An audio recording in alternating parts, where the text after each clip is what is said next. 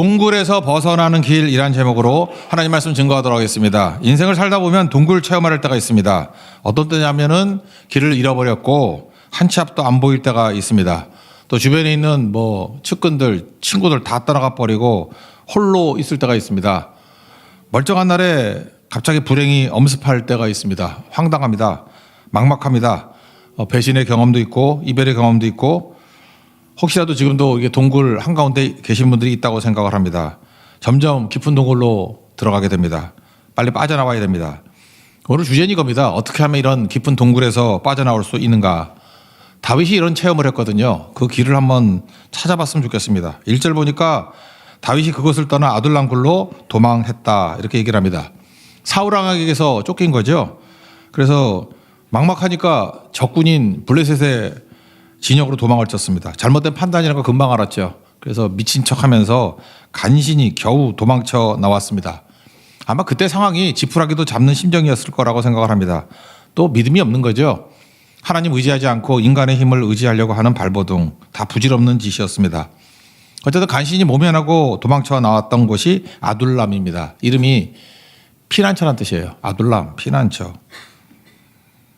블레셋과 이스라엘 그 접경지대에 있는 겁니다. 그러니까 아둘람은 블레셋도 아니고 그렇다고 이스라엘도 아닌 그 중간쯤에 있는 거예요. 그러니까 비무장지대쯤 되는 겁니다. 그러니까 서로 함부로 찾기가 힘든 곳입니다. 거기 숨어 있으면서 다윗이 무슨 생각을 했겠습니까? 마음이 어둡고 괴로웠겠죠. 그리고 어떻게 보면 자기 자신에게 더 실망하지 않았겠습니까? 내가 골리앗을 물리친 장군 맞나? 내가 하나님이 있는 백성이 맞나? 그때 굉장히 많은 자괴심이 들었다고 생각을 합니다. 그때 어떻게 동굴에서 벗어날 수 있었는가? 그게 되게 중요한 거죠. 이 말씀하고 시편 142편이 이때 쓰여진 시 같거든요. 굴에서 쓰여진 거. 또 시편 57편. 그래서 두 말씀을 통해서 우리가 어떻게 이 상황을 벗어나게 되었는지 세 가지 동굴에서 벗어나는 길을 봤으면 좋겠습니다. 첫 번째는 기도인데 원색적인 기도. 그것이 동굴에서 벗어나게 만드는 힘이고 두 번째는 벗어나는 무기로서 찬송을 사용하라는 거예요. 그러니까 무기로서의 찬송. 그러니까 두 번째가 찬송이고 세 번째가 믿음 가지고 동굴에만 머물러 있지 말고 유다로 들어가라 그러잖아요. 유대로. 그러니까 현장으로 가라. 그것이 동굴에서 벗어나는 길입니다. 지금도 우리 고난 가운데, 낙심함 가운데, 절망 가운데 동굴 속에 있는 느낌을 받고 있는 분들 계시죠. 벗어나는 길. 첫째는 기도, 둘째는 찬송, 세 번째는 현장. 그것이 우리로 하여금 동굴에서 벗어나게 만드는 힘을 줄 것입니다. 이 말씀을 살펴보면서 오늘 되게 단순하게 볼 건데 실제로 동굴에서 벗어나서 하나님 찬송하는 승리자의 모습으로 변화받는 믿음의 종되기를 축원합니다. 첫 번째는 원색적인 기도입니다. 이게 동굴에서 벗어나는 길이라는 거예요. 오늘 팀 성경 공부 내용 가운데 유다의 다섯 번째 왕 여호람을 살필 것입니다. 여호람. 열왕기하 8장 16절부터 24절까지의 말씀인데 5대 왕이라 그러니까 앞에 있는 3대 4대 왕이 누군지 점검해보면 3대가 아사 왕이에요. 그리고 4대가 여호사밧, 그리고 5대가 여호람. 다 외울 필요 없습니다. 그런데 3대 4대 왕은 하나님께서 칭찬하시는 왕이에요. 3대 왕이 아사 왕도 좀 칭찬하셨고 4대 왕 여호사밧도 칭찬하셨다고요. 그게 열왕기상 15장 11절에 아사에 대해서 나오는데 아사가 그의 조상 다윗같이 여호와 보시기에 정직하게 행했다. 그리고 4대 왕인 여호사밧은 열왕기상 22장 43절을 보니까 여호사밧이 여호와 앞에 정직히 행하였다. 공통점이 뭐냐면 다 정직했다 그런 뜻입니다. 이 정직했다는 게 뭔지 아십니까? 가면 쓰지 않았다 그런 뜻이에요. 있는 모습 그대로 나갔다. 다시 말해서 원색적으로 나갔다. 그러니까 죄가 없다라는 게 아니에요.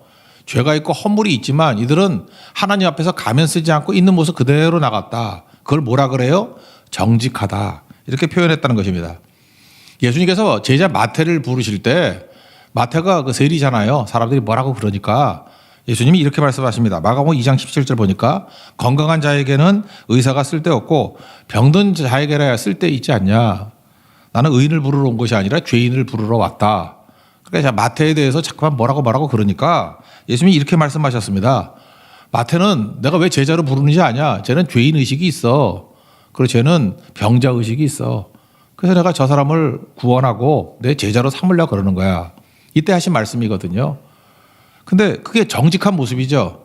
그 정직하지 않은 사람의 특징이 뭐냐면 죄인 플러스 꼭 아니라고 우겨요. 나 죄인 아닌데요. 그리고 너 고쳐줄게 그러면은 괜찮습니다. 다른 사람이나 고쳐주세요. 뭐 이러고 그다음에 뭐 나는 누구 해코지한 적 없어요. 나는 법 없이도 살 사람이에요. 맨날 이런 사람들 있잖아요. 이거 꽝이라는 거예요. 그 정직하지 않은 겁니다. 정직은 뭐냐 하면은 나 부족하고 약합니다. 주님 나 죄인입니다. 불쌍히 여겨주세요. 나 병들었습니다. 나 아파요. 고쳐주세요. 잘못했어요. 그게 정직한 거라니까요. 그래서 정직함하고 제일 연관된 말씀이 겸손입니다. 겸손은 낮아지는 게 아니라니까요. 우리가 낮아질 게 뭐 있습니까? 우리 지하 3층에 있으면서 뭘 더 낮아져요? 어디로 가려고 그래요? 더 낮아질 것도 없다니까요. 그냥 정직해지는 게 겸손이에요. 나 개쓰레기입니다. 나 정말 지하 3층에 있는 존재입니다. 밑바닥도 없습니다. 내 모습 이대로 주님 앞에 나가도 됩니까? 그게 정직이고 그게 겸손이라고요. 기도에 있어서는 겸손한 기도가 돼야 되고 정직한 기도가 돼야 된다고요. 그걸 원색적인 기도 그런다고요. 이거 아니라 그러면 어떤 모습이 나타나느냐? 요한일서 1장 8절 보니까 만약 우리가 죄 없다 그러면 속이는 거래요. 사기치지 말라는 거예요. 또 10절 보니까 만약 우리가 범죄하지 아니했다 하면 하나님을 거짓말장이로 여긴다고. 하나님이 그러잖아. 의인 없는 이 하나도 없다고. 그죠? 율법의 행위로는 의롭다함을 받을 사람이 없다고. 그 하나님이 이렇게 말씀하셨는데 이걸 아니라 그러면 거짓말쟁이로 만드는 거잖아요.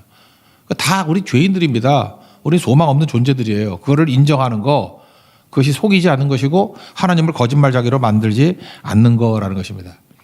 이때에 이 아둘람굴에서 기도했던 것 같아요. 시편 142편이 기도인데 1절 그 앞부분의 표제를 보니까 다윗이 굴에 있을 때 지은 마스길 곧 기도 이렇게 되어 있습니다.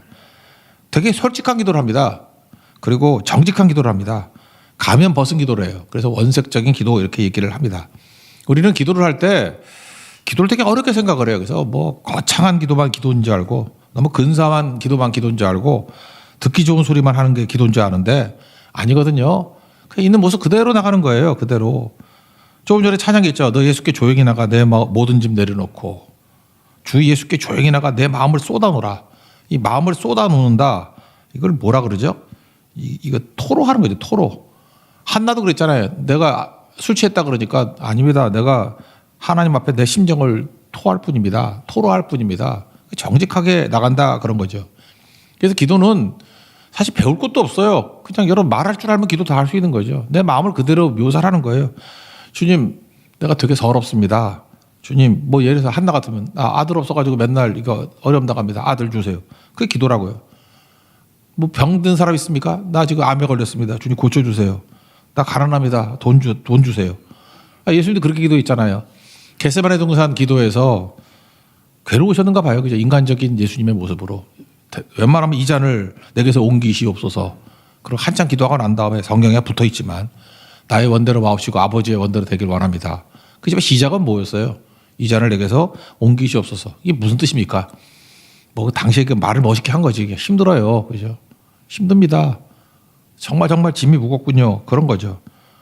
그래서 시편 142편도 보면은 토로하는 기도예요. 1절 보니까 내가 소리내어 여호와께 부르짖으며 소리내어 여호와께 간구하노다. 소리 비명 질렀다는 거예요. cry out. 내 원통함을 그의 앞에 토로하며 내 우환을 그의 앞에 진술하노다. 꾸미는 게 아니라는 거예요. 그냥 쏟아붓는 토로하는 거예요. 토로가 뭡니까? 사전을 보니까 속마음을 죄다 드러내서 말하는 거래요. 그러니까 있는 거 다 쏟아붓는 거죠. 제발 우아하게 기도하지 마세요. 뭐 암으로 죽게 됐으면서도 꼭 기도할 때 보면 주님 살든지 죽든지 그 죽으면 되겠어요? 살려주세요. 그래야지 뭘 말을 그렇게 멋있게 해. 그죠? 그렇게 하지 말고 나는 그래요. 그 용서해 주세요. 그것도 별로 안 좋은 것 같아요. 잘못했어요. 그게 좋은 것 같아요. 잘못했어요. 지금 내가 잘못했습니다. 내가 정말 잘못했습니다. 하나님 앞에 뭐 잘못한 게 회개 아니에요. 회개라는 말도 쓰지 말고 잘못했잖아요. 잘못했습니다. 포장하지 말고 원색적으로. 그 기도가 뭐 힘들어요. 뭐 전화되고 뭐 1시간 2시간 하잖아. 하나님 앞에 그렇게 하는 거예요. 그냥 원색적으로 내 있는 모습 그대로 들고 나가는 거예요. 시편 142편 4절 보니까 오른쪽을 살펴봐도 나를 아는 이도 없고 어려움 당해보세요. 다 따라가요. 아무도 없어. 혼자밖에 없어. 아무도 없습니다. 그럴 때 뭐예요? 외로워요? 무서워요? 붙들어 주세요. 그래야 되겠죠. 그런데 기도할 때 보면 너무 애매하게 기도해요. 그러니까 단도직입적으로 기도하라는 것입니다. 얼마 전에 소개했던 게 땅콩 박사, 조지 워싱턴 카버, 그 최초의 흑인 농학 박사 얘기를 한번 했었죠. 고향이 알라바마인데 거기 남부 노예들 많은 데잖아요. 엄마도 어딘지 몰라요. 엄마도 노예로 팔려가서 엄마도 모르고 아빠도 모르고. 그리고 노예 해방이 된 거예요. 그러고 난 다음에 그 루즈벨트 대통령 때 뭐 미국인 중에 최고의 인물이라 그랬던 사람이 조지 워싱턴 카버, 흑인 박사잖아요. 근데 알라바마에는 그 모카밭이 유명하잖아요. 모카. 근데 모카의 특징은 뭐냐면 그 지력을 쇠퇴하게 만드는 거예요. 너무 세가지고 모카 농사 몇 년 하면 나중에 농사가 안 되는 겁니다. 지적을 다 잃게 만들어버려. 땅을 황폐하게 만들어버리는 거라고. 그러니까 이 사람이 이걸 갖다가 회복하는 길, 농업박사니까 당시로선 탁월했다고. 땅콩을 심으면 된다. 땅콩을 주기마다 한번 심으면 땅콩이 지력을 회복도 시키고 땅콩 농사도 잘 되니까 좋다. 근데 알라바마 뭐 얼마나 넓은 지역입니까? 농사 뭐 옥토죠, 옥토. 땅콩 농사가 너무너무 잘 되는 거예요. 그 문제가 뭐예요? 너무 많아지니까 가격이 폭락해가지고 이건 뭐 농부들 다 죽게 된 거예요. 너무너무 힘들어서 처음에는 야, 저 대단한 사람이다 하고 박수 치다가 나중에 뭐 인종차별하는 사람까지 나와서 저런 말 듣다가 우리 다 굶어 죽게 되겠다. 그래서 하나님 앞에 기도했대잖아요. 기도했는데 너무 힘들어가지고 여러분들 마음의 압박 같은 거 느끼본 적 있죠? 그래서 밖에 나가서 땅콩 밭을 거리면서 기도했대요. 하나님, 하늘의 별을 보면서 우주 만물을 만드신 하나님. 그랬더니 하나님께서 그런 말씀을 하시더래요. 뭐 어떻게 들렸는지 모르겠어. 너한테 어울리는 기도해라. 뭐 우주 만물이 어떻고 꼭 그 장로님 대표 기도하면 꼭 우주 만물을 창조하시고 뭐 이렇게 나오잖아요. 그때 하나님 그럴 것 같아. 어울리는 기도를 해라. 그래서 좀 낮췄답니다. 하나님 왜 인간을 만드시고 삼라만상을 이랬더니 어울리는 기도를 해라. 그래서 깨닫게 됐다는 거죠. 주님, 이 땅콩이 차고 넘치는데 어떻게 합니까? 그랬더니 바로 그거야. 그런 거 구해야지. 그러면서 그때부터 하나님께서 막 영감을 주셔가지고 야, 땅콩을 가지고 까먹기만 해가지고 되겠냐? 땅콩으로 할 수 있는 게 얼마나 많냐? 그래서 땅콩 잼 만들고 땅콩으로 비누 만들고 땅콩으로 식용유 만들고 땅콩으로 화장품 만들고. 미국 가보세요. 미국 가보면 이 조지 워싱턴 카버 때문에 피넛으로 만든 게 없는 게 없어요. 없는 게. 자기가 초창기 때 하나님께 영감 받아가지고 만든 게 100가지가 넘고요. 이 사람이 죽을 때 땅콩으로 만든 제품이 300가지가 넘게 나왔어요. 하나도 로열티 안 받고 다 풀어줬어요. 누구나 다 쓸 수 있게 만들어버리고. 그러니까 뭐예요? 하나님 앞에 기도할 때 하나님이 우리에게 1%의 영감을 주신다고. 동굴에서 벗어나올 수 있는 길을 열어주시게 된다는 것입니다. 여러분들 깊은 동굴에서 신음만 하지 말고 기도하십시오. 기도할 때 주님께서 벗어날 수 있는 길 보여주신다는 거예요. 제발 뜬구름 잡는 소리 하지 말고. 그래서 제가 원색적인 기도라 그러잖아요. 좀 이렇게 나이브하고 내 삶 그대로를 드러낼 수 있는 좀 촌스러운 기도를 하십시오. 촌스러운 기도, 부르짖는 기도. 마태복음 7장 7절 보니까 구하라 그러면 주실 것이요 그랬잖아요. 주님 약속하셨죠? 구하십시오. 지혜도 주시고 1% 영감도 주시고 벗어날 길도 열어주신다는 것입니다. 야고보서 4장 2절 너희가 얻지 못하면 구하지 아니하기 때문이라. 기도 안 하고 뭘 얻으려고 그래요? 굴 속에서 해야 될 일이 무엇입니까? 동굴에서 빠져나오는 길, 기도하면 주께서 길을 열어주신다는 것. 여러분 기도로 깊은 동굴에서 벗어날 수 있는 축복이 넘쳐나는 믿음의 종 되기를 축원합니다. 두 번째 내용은 뭐냐? 벗어나는 무기로 찬송을 사용하라는 거예요. 기도, 두 번째는 찬송. 찬송에 관한 거, 이게 시편 57편에 나온 얘기인데 언제 찬송합니까? 내가 두 가지 예를 들어볼게요. 동굴에서 벗어나서 찬송했나요? 아니면은 벗어나기 위해서 찬송했나요? 너무 헷갈려요? 동굴 안에서 동굴에서 나와가지고 벗어나서 찬송했습니까? 아니면 동굴 안에서 찬송했습니까? 동굴 안에서 찬송을 했죠. 우리는 많은 순간 보통 찬송 언제 하나요? 벗어나서 찬송해요. 그래서 뭐예요? 찬송이 결국 결과에 대한 반응이라고. 언제 찬송합니까? 하나님 나를 건져주셔서 또 회복시켜 주셔서 동굴에 나오게 해 주셔서 그것도 뭐 나쁜 건 아니지만 감사하는 거죠. 근데 감사 찬송만이 아니라 동굴 속에 있을 때 찬송하라는 거예요. 동굴 속에 찬송하면 벗어나게 된다. 그래서 찬송을 무기로 사용하는 거예요. 찬송을 감사의 도구로 사용하는 건 되지만 무기로 사용하는 건 뭐예요? 동굴 안에서 찬송하라는 거예요. 나오게 되는 거죠. 비슷한 케이스가 빌립보 감옥에 있을 때 사도행전 16장 25절 감옥에 있었잖아요. 거기서 기도하고 찬송했더니 옥문이 열려버렸죠. 그들이 옥문이 열리고 난 다음에 찬송했나요? 찬송 없어요. 그 다음에 전도를 하더라고. 언제 찬송했어요? 그 감옥도 아마 동굴인 것 같아. 동굴 감옥에서 기도하고 찬송했더니 옥문이 열려버리잖아요. 그러니까 여러분 인생 가운데 지금 차이점이 뭐냐? 동굴에서 벗어나는 사람들은 동굴 안에 있을래 찬송으로 벗어나는 사람들인데 벗어나지 못한 사람은 맨날 그러고 있어. 이 동굴 속에서 벗어나야 찬송을 하지. 근데 거기서는 원망하고 탄식하고 맨날 우울증 약 털어먹고 있고. 그러니까 문제가 되죠. 집부터 밖에 보세요. 집부터 찬송하십시오. 찬송이 너무 힘들면 보고 부르는 것도 괜찮은데 하여튼 1절이라도 반복해서 1시간 내내 한번 불러봐요. 우리 친할머니는 맨날 그랬어요. 아시지요 아시지요. 나 그 노래 뭔지도 모르겠어요. 그리고 아버지 참 너무 단순한 노래야. 아버지만 2-3시간 외치고 아시지요 아시지요만 2-3시간 외치고. 우리 할머니 기도 많이 하셨다는데 내가 볼 때 그 기도도 아니야.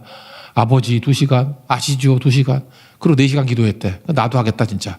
근데 잘 못하겠더라고 그거. 그게 뭐예요? 그러면서 하나님께 부르짖는 거라고요. 그게 찬송이 찬송. 그분은 뭐 많이 외우지 못했으니까 우리에게 찬송이 있잖아요. 그래서 찬송 작곡하는 사람들도 좀 쉽게 작곡해야 돼. 요즘에 너무 노래가 어려워. 그러니까 단순히 예수님 찬양 그거 결국 우리 친할머니 같은 기도 아니에요? 찬송 아니에요? 간단한 거. 그걸 갖다가 반복해서 부를 때 벗어나게 되더라는 것입니다. 시편 57편을 보면은 굴에 있을 때 불렀던 찬양이라고 그러거든요. 잘하는 얘기입니다. 내 마음이 확정되었사오니 내가 노래하고 내가 찬송하리이다. 어디서요? 굴에서. 시편 57편이거든요. 굴에서 찬송한대요.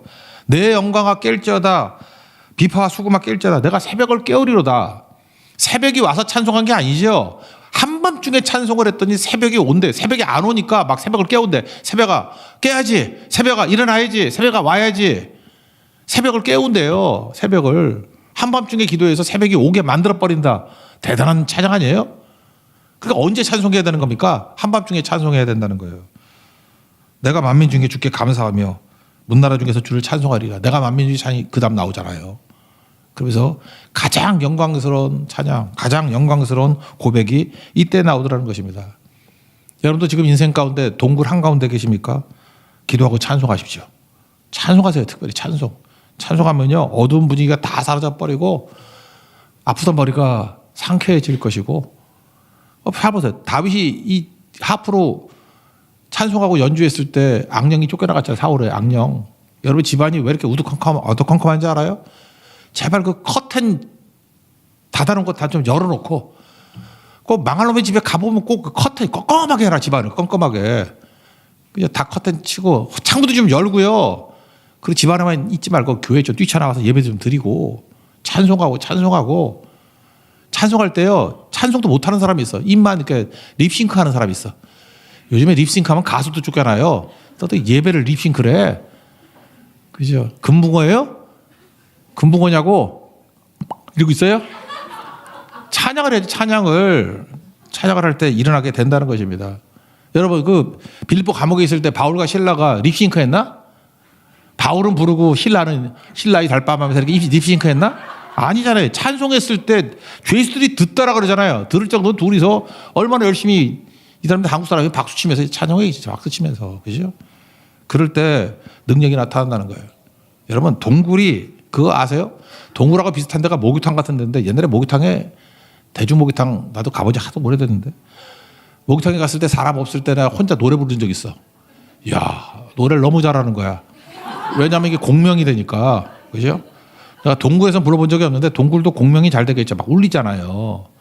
그때는 그렇게 느껴요. 아무도 없을 때 찬송했을 때 다윗이 그랬을 거야. 야, 너 이렇게 노래 잘하냐? 그죠? 어마어마한 능력이 있다는 거예요. 인생도 마찬가지입니다. 동굴에 있을 때 찬송하면요 엄청난 공명이 돼요. 그죠? 내가 내 입술로 찬송하게 될 때 내가 부르는 찬송이 내 귀에 들어오거든요. 이게 부딪혀가지고 오잖아요. 공명되니까. 그게 내게 메시지가 돼버린다고. 어마어마한 능력이 된다고요. 하나님 앞에서 여러분들 찬송의 능력으로 무기로 사용되는 찬송을 통해서 동굴에서 빠져나올 수 있는 하나님의 거룩한 종 되기를 축원합니다. 세 번째 내용은 뭐냐? 동굴에서 벗어나는 길. 현장으로 가라는 거예요. 믿음 가지고 현장으로 가라는 거예요.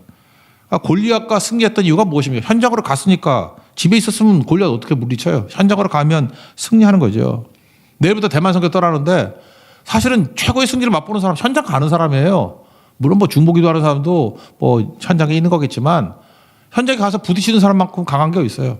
그래서 선교 현장 가가지고 하나님을 체험하고 하나님의 능력을 체험하고 임재를 체험하고 뒤집어지는 사람이 얼마나 많은데, 나는 예수를 오래 믿었는데도 불구하고 하나님에 대한 체험이 잘 없어요. 그러면 맨날 선교도 한 번 안 가보니까 그러는 거지. 맨날 들어서 다 안 돼. 들어서 할 것 같으면 뭐 하러 갑니까? 거기를 현장에 가면은 하나님께서 나를 만져주시고 이끌어주시는 게 뭔지를 다 알게 되는 거죠. 현장에 가야죠. 마가복음 16장 20절 제일 마지막 절인데, 제자들이 나가 두루 전파하세 주께서 함께 역사하사. 나가서 전파할 때 주님께서 함께 역사하신대요. 그 현장에서 함께 하시는 주님의 능력을 붙들어야죠. 오늘 5절 보니까 갓선지자가 왔습니다. 요새 차박해 있지 말고 유다 땅으로 들어가라. 현장으로 가라는 얘기죠. 숨어 있지 말고 유다 땅으로 들어가라. 유다 땅은 어떤 곳이에요? 지금 이 아둘람이라는 곳이 중립지대라 그랬죠. 그러니까 블레셋과 유대 사이의 중립지대예요. 이제 유대 땅으로 들어가라는 거예요. 사울하기 죽이려고 그랬지만 현장에 가서 뛰면은 내가 너와 함께 해줄 거고 승리하게 해줄 거야. 그게 중요한 거죠. 여러분, 이렇게 영적 상태가 이렇게 침체됐을 때 특징이 뭐냐면 방에서 안 나가려고 그래. 집에서 안 나가려고 그래. 문 밖에 나갈 힘도 없어요. 그럴 때 믿음 가지고 뛰쳐나와야 됩니다. 가야 되고.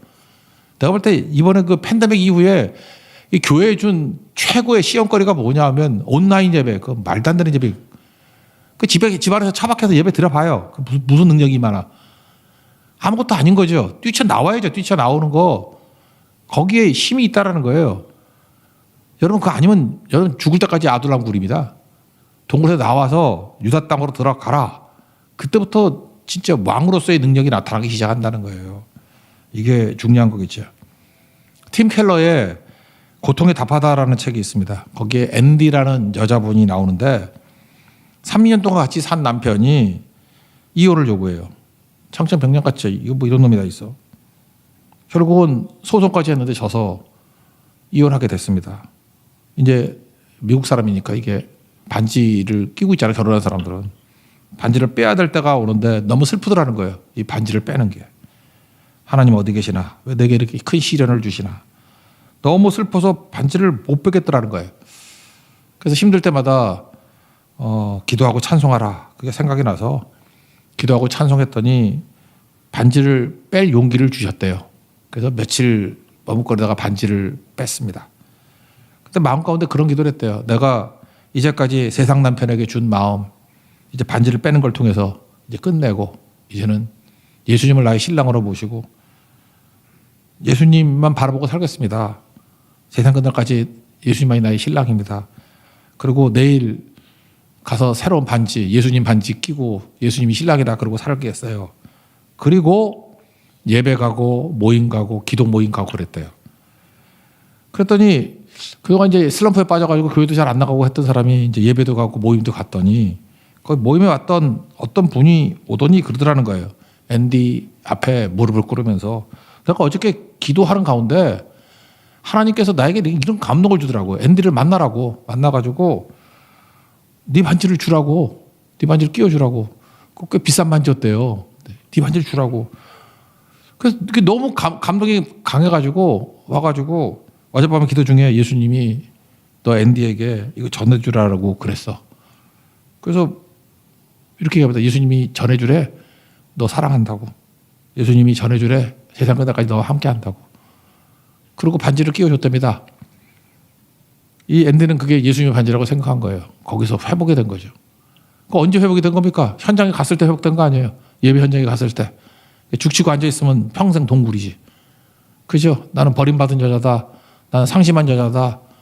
나는 불행한 여자다. 그러고 살 거 아니에요. 뛰쳐나간 다음에. 그 다음에 나오는 해피엔딩은 상상에 맡기겠어요. 어마어마하게 좋은 일이 벌어졌어요. 아시겠죠? 무슨 얘기인지. 현장에 갈 때 뭐가 풀리는 거지. 맨날 죽치고 앉아가지고 낙심하고 상심하고. 그거 볼 때마다 안타까워요. 힘든 건 알겠어요. 힘든 건 알겠는데 너무 힘들어서 현장에 못 가는 거야. 사람 만나는 게 너무 부담스러운 거예요. 근데 그거 이기고 믿음으로 현장에 가면은 생각보다 다 풀립니다. 얼핏 보면 동굴이 안전해 보이지만 동굴은 사실은 시련의 장소인 거예요.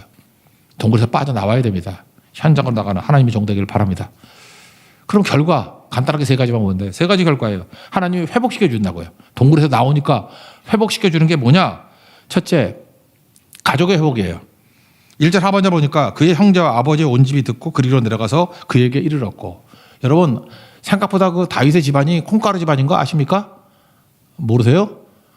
아버지가 아들 뭐 부르라 그랬더니 1번부터 7번까지 부르지만 8번은 안 부르잖아요. 그래서 아마 막내는 아들 취급도 안 했던 것 같아. 그래서 시편 27편 10절 보니까 내 부모는 나를 버렸지만 여호와는 나를 영접하시리니 다윗이 그렇게 노래해요. 근데 다윗의 부모가 뭐 하나밖에 더 있어? 이세밖에 더 있어? 부모는 나를 버렸대요. 이거 다윗이 괜히 한 소리인가? 버렸다고 느꼈던 거예요. 그죠? 부모는 나를 버렸습니다.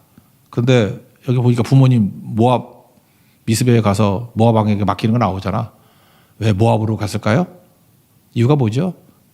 그의 증주 할머니 룻이 모압 여자잖아. 그래서 모압하고 좀 관계가 있었던 것 같아. 그리고 룻과 보아스 사이에 오늘 저녁에 말씀 나누겠지만 태어났던 사람이 오벳이거든. 오벳. 이름이 종이야. 종.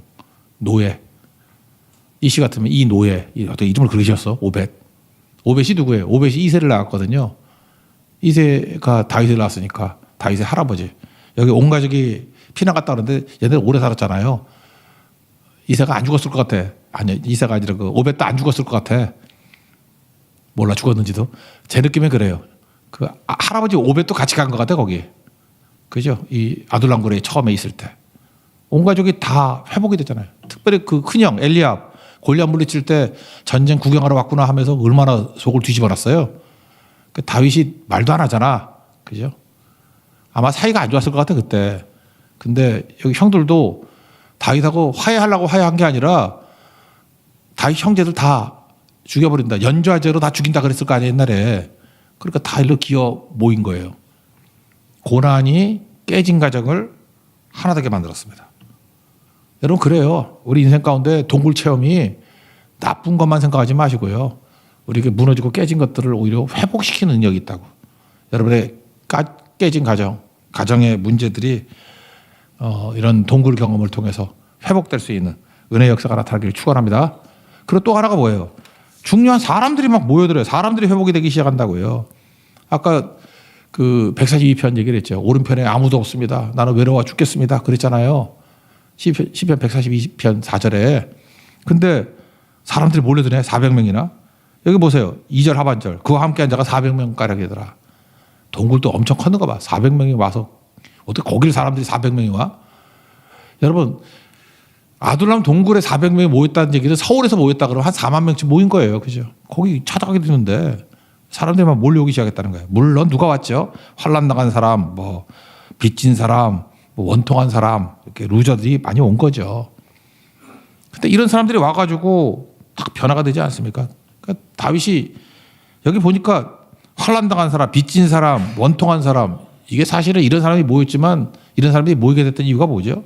다윗이 이런 사람 아니에요. 자기가 환난 당한 사람 아니야. 자기도 빚진 사람 아니에요. 자기도 원통한 사람 아니에요. 자기가. 그러니까 아픔은 이렇게 사명을 준다는 거예요. 회복의 능력을 준다는 것입니다. 그러니까 되게 중요한 거죠. 여러분의 아픔만큼 잘 쓰임 받습니다. 제가 평생 보니까 제가 제일 잘 쓰임 받았을 때가 언제냐면은 제가 재수했던 경험이 제가 한 5, 6년 동안 모든 재수생이 저한테 와가지고 다 상담하고 그랬어요. 재수의 아픔이 내가 그때 재수생들만 모아놓고 맨날 강의하고 그랬거든. 그랬더니 내가 아팠기 때문에 요즘에는 전국 암 환자가 저한테 연락이 다 와요. 뭐 어딜 가야 되고 뭐 누가 있고 뭐 어쩌고. 나 요즘에 신앙 상담 별로 없고 암 상담이 더 많아. 그래서 아픔이 사명이구나 이런 생각을 했어요. 온디디 힐러가 맞는 것 같아요. 그죠? 상처 입은 치유자. 여러분 마찬가지입니다. 여러분 어떤 아픔이 있습니까? 그것이 아픔이라고 생각하지 말고 그것이 사람들을 회복시키는 도구가 될 수 있다고요. 주께로 모여드는 힘이 될 수 있다는 것입니다. 아까도 앤디 얘기했죠. 앤디가 그렇게 회복되고 난 다음에 자기같이 상처 입은 많은 사람들을 회복시키는 능력의 도움으로 쓰임받게 돼요. 그러니까 아픔은 사명이다. 온디디 힐러, 상처 입은 치유자가 되는 축복이 임하기를 바랍니다. 아마도 여러분들 이 동굴에서 나온 경험 통해서 회복만 되면 여러분 학원하는 사람은 막 학생들이 모여들 것이고 회원들이 모여들 것이고 동역자가 모여들 것이고 뭐 사업하는 사람은 뭐 고객과 돈이 막 모여들고 또 우리 크리스찬들 같으면 구원받는 사람들이 모여드는 이번 대만 선교 같은 데 보면 사람이 미어 터지는 그런 일이 벌어지게 될 것입니다. 여러분 동굴에서 나와서 하나님 주시는 회복을 체험하는 믿음의 종 되기를 바랍니다. 마지막 세 번째 회복은 뭐냐 하면 능력의 회복이에요. 능력의 회복. 여기 온 사람들 보면 다 약한 사람들이잖아요. 근데 나중에 역사를 보니까 여기서 기라상 같은 장군이 다 나와요. 아비스 장군, 아사일 장군, 요압 장군. 하여튼 나중에 나오는 장군이나 장군은 여기 아둘람 출신들이에요. 아둘람 아카데미 출신들이라고. 우리 약하고 부족하고 병들고 그런 사람들이잖아요. 거기서 다 일어나게 된다고. 난 지금도 그래요. 뭐 명문 고등학교 그러는데 전국에서 뭐 공부 잘하는 중학생들 다 모아가지고 간 학교, 뭐 무슨 과학 고등학교 뭐 있나 뭐 또 뭐 있어요? 뭐 무슨 뭐 국제학교 뭐 이런 거 특별히 모은 애들 잘하는 애들 모아놓고 좋은 대학 보라는 게 무슨 명문이야? 진짜 명문은 뭐죠? 그 중간 이하 되는 애들 모아가지고 잘 보내는 게 명문 아닌가?